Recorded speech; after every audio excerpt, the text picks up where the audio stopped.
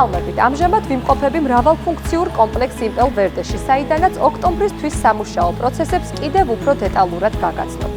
როგორც იცით, მე-5 და მე-6 ბლოკის მშენებლობა უკვე დასრულდა და ჩვენს მობინადრეებს სარემონტო სამუშაოები დაწყებული აქვთ.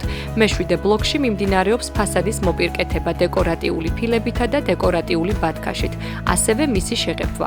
ამავე ბლოკში აივნებზე გრძელდება იატაკის მოპირკეთება კერამოგრანიტის ფილებით, ხოლო კიბეებზე გრანიტის ფილებით.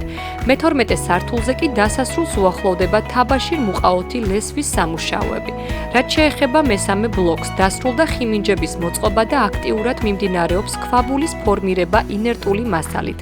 B-ბლოკის პარკინგზე უკვე ეწყობა საფეხმავლო ბილიკები, ხოლო იმპელ-ვერდეს რეკრეაციულ სივრცეში გრძელდება წყალარინების ქსელის მოწყობა.